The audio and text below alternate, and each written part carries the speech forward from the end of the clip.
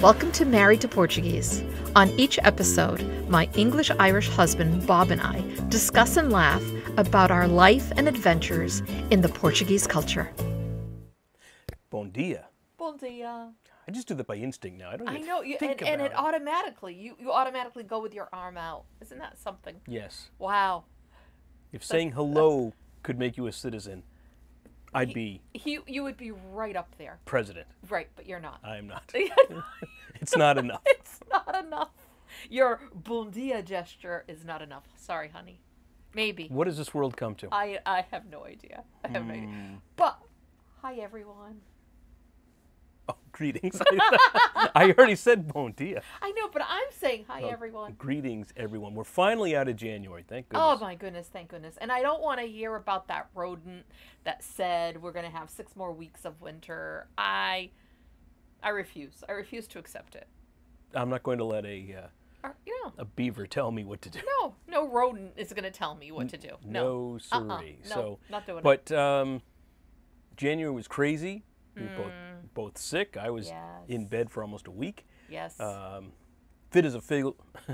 I can't even say it. Fit as a fiddle now. Yeah, he still has a cough. Yeah, it's still lingering. Secondhand fiddle. Yeah.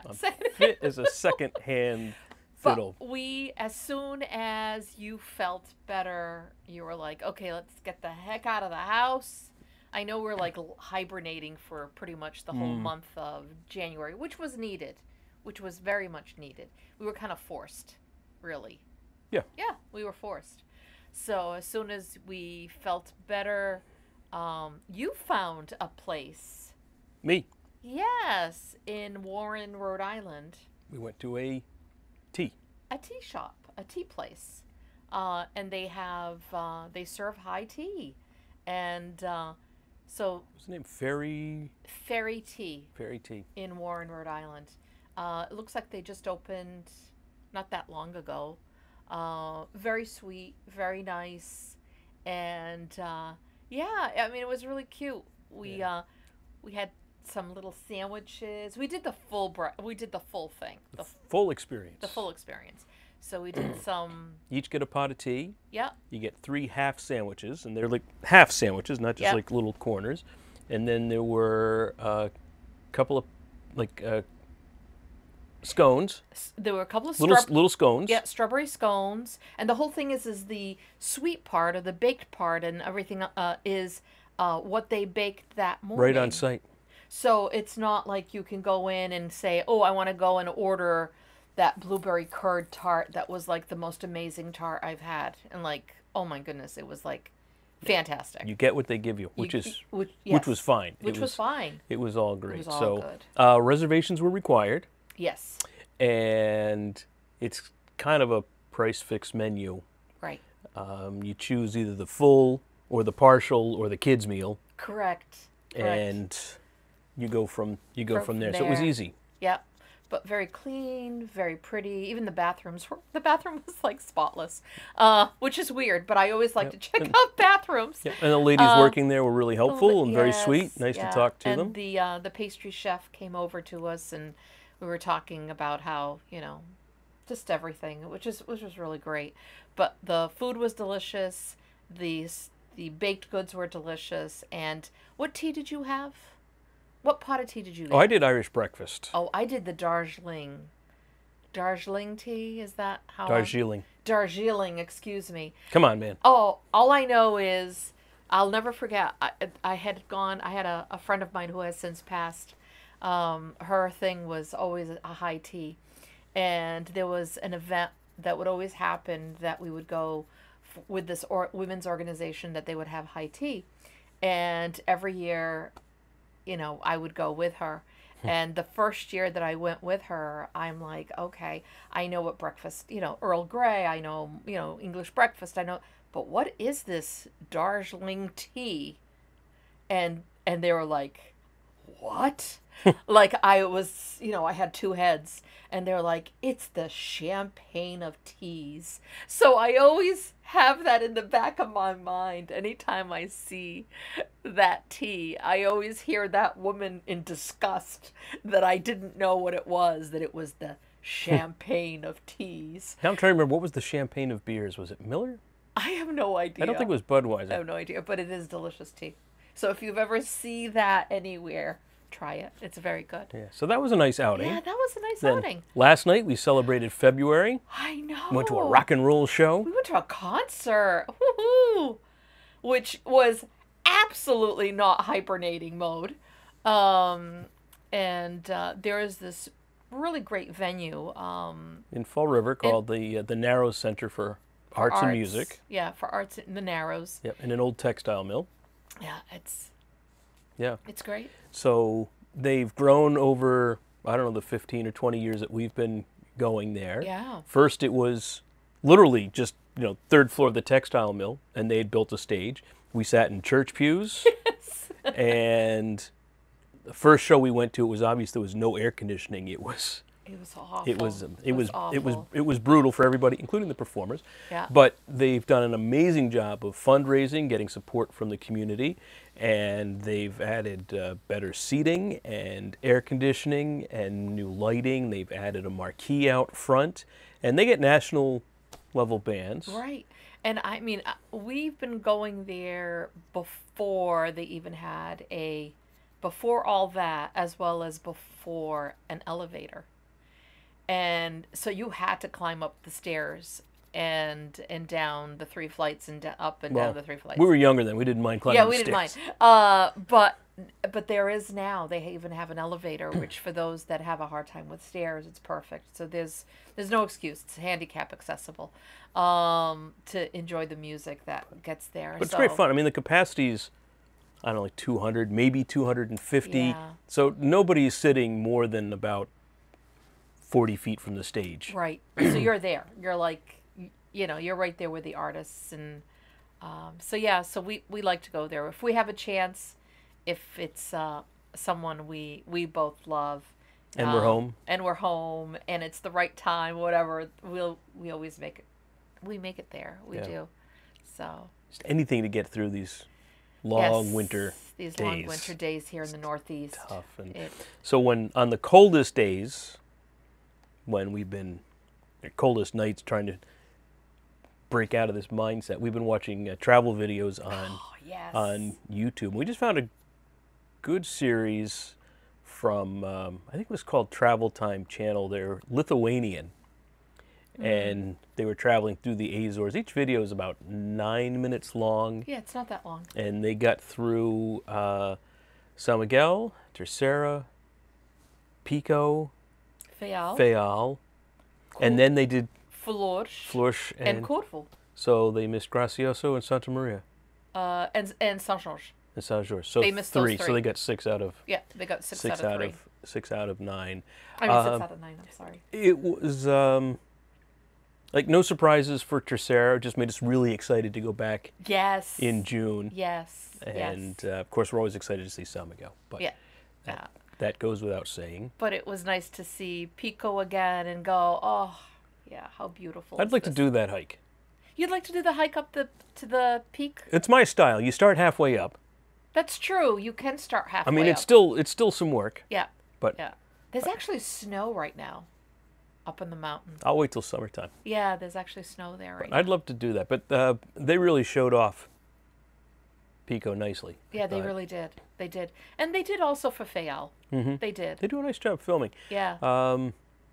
Fayal's just, they're all so beautiful. First off, so long as you wipe the smudge off your lens, the video is going to look great. Yes. It's going to look great. Yes. But it reinforced kind of our feelings about Flores and Corvo. Because they're so tiny and a little more challenging to get. Like, I'd love to see both. Right. But for Flores, I guess if you can get the flight, weather permitting, from what we've seen, it's like 7-minute flight from Flores to Corvo. From Flores to Corvo, yes, 7 minutes. Or 45 minutes by boat. Speedboat, which is not for you. I'm not so sure it's for me either. No, it's a rubber boat. It's not a heavy duty boat. It's a rubber boat. And for those that have taken that boat ride from Flores to Corvo, if it's nice seas, wonderful. but in rough seas or even in some good seas, it's a lot of slamming, a lot of slamming, chopping. You know, it's that boat going like this that does nothing for me. And the majority of locals and everyone else does take that boat because it's much cheaper. Much cheaper. But I will take the 7-minute air flight to get there. You don't like boats or water. I don't like boats and water. So yeah, so the both, you know, I'll do boats as long as it's a big boat and everything is like whatever, but something like that, no thank you. Yeah, No. but I'd love to see both. You know, once you get to Corvo, this population's like, they say, like 450 people. It's just that one village that's right there. It's right there. There are hardly, there's no places to. Hardy people, for certain. Whew, yeah. And they were talking about how, you know, they get food shipped there, what is it, once a week? Every other week, I think Or they every were other saying. week? It seems a little sporadic. Yeah, so I find it kind of... I had so many questions after we watched the one for Flores and for Corvo, because they're both in the same thing. They both have food shipped there, if not every week, it's every other week. So people, like if you go to the grocery store, there isn't fresh fruit all the time, or there isn't fresh vegetables all the time. If you're late. Yeah, which I don't understand because our islands are so plentiful. It's getting it there, I guess. Right, but also planting. Why aren't people planting on those islands? We have so many questions. If so everybody has many any questions. answers, let us know. I have so many questions because I know how fertile our soil is in those islands. So why aren't we growing things to feed the population? I know we've got meat and I know we've got fish. I wonder if it's like too windy on those islands. Because they're so small and True. You know, all islands are on the water, right? I'm not True. to state the obvious, but True.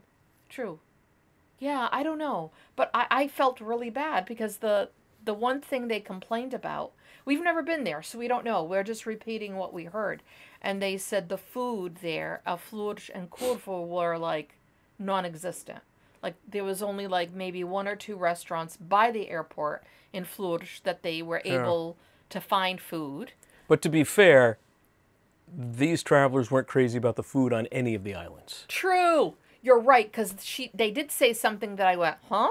You didn't eat right. You didn't go to the right places, because they were saying that the food in the Azores was poor. Like it was peasant food. The fish was overcooked. Yes. Not much flavor. No. I'm like, where do they eat? And they thought that the pastries were like, okay. Oh, yeah, we've It's had them all right. before. Yeah, just all right. And I'm thinking, okay, these are not. Them's fighting words. Yeah. I'm like, what? What are you saying about my islands? You can't say that about my soon-to-be people. Yes. Maybe if I seem angry enough, they'll speed up my citizenship. Maybe.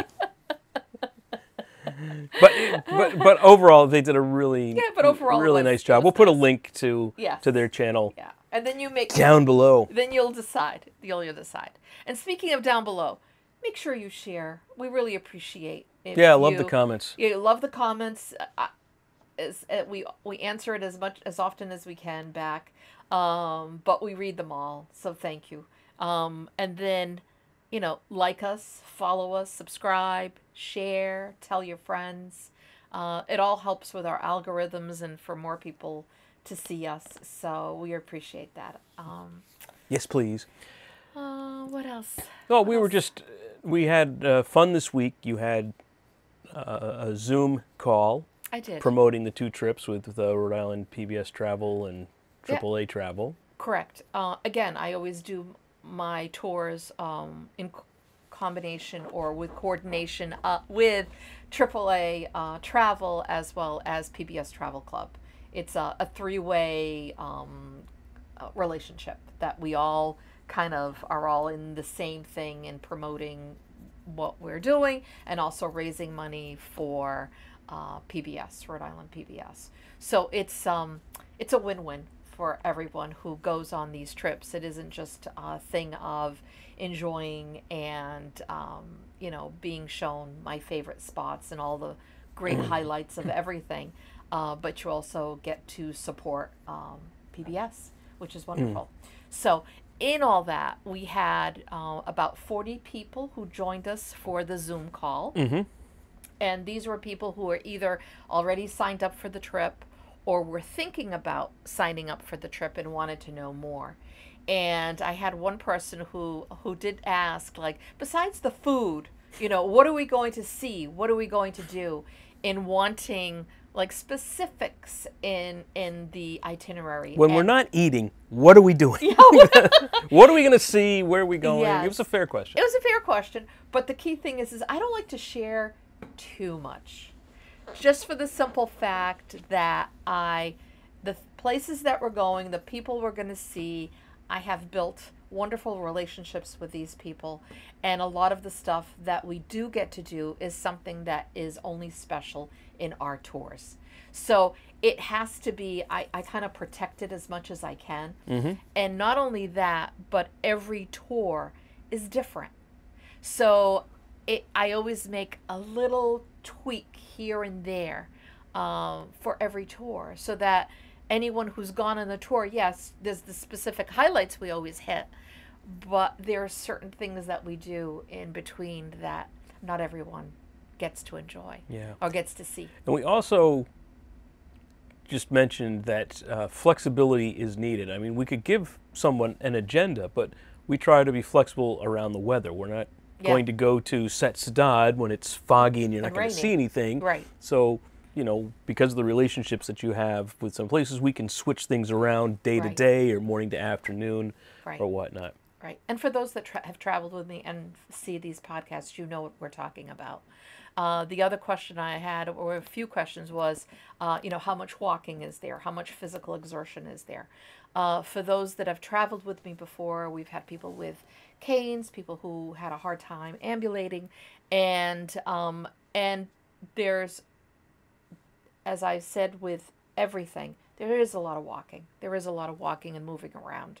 But for those that need extra care, that is something that is dealt with those that need that extra care and with AAA, so that things are coordinated, that need to be done, that they know ahead of time so that they can prepare for it. And that's something very private and personal. So that's something that if you're thinking about traveling, but you're worried about, whatever, just reach out to AAA. Yeah. The other thing we talked about that I found pretty interesting. The first question came up is about the new European visas. I forget what they're called, ETAs or something, that are not in effect yet. No. But when they do, you need to apply like 30 days before your travel. It's like a $7 charge, and it's good for 3 years. And basically, it's a money grab. The U.S. is doing it for foreign visitors as well, but it's to kind of help track who's coming in and who's going out. And, Correct. And all that. But we were talking about the SATA changed the flight schedule, so we had to change our departure and arrival departure days. No, we are still departing the same day. Departure day is the same. The coming home. The coming home. The other departure day. Yeah, the other coming home had to change. Yeah, in the past years, SATA, Azores airline, they were having direct flights. This comes with the Tercera flight. trip. Yeah. And as we're mentioning this, we might be sold out already at this point, because there were only like very few seats left on that one. And I don't know if anyone who was at our meeting last week decided to go forward with it. So we might be fully booked already. I don't know. But the trip changed because SATA was doing direct flights from Boston to Tercera several days during the week. It wasn't every day of the week, but it was several days of the week. Yeah. And airlines change their flight schedules all the time. Every airline does it. The challenge is when you only have a handful of flights per week, or two or three. And now they changed it to 1 day. To 1 day. So we had to change it.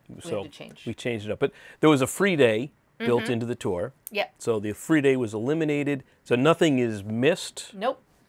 The trip's a little bit cheaper because there's one less hotel night and all of that. But again, it's one of the challenges we always talk about in planning these trips. Always, because we're really at the mercy of so many things. and it's not like I can change it. I can say no. This is when we're going. This is it doesn't matter. But it's great. We've got a lot of familiar faces traveling with us again. No, I am.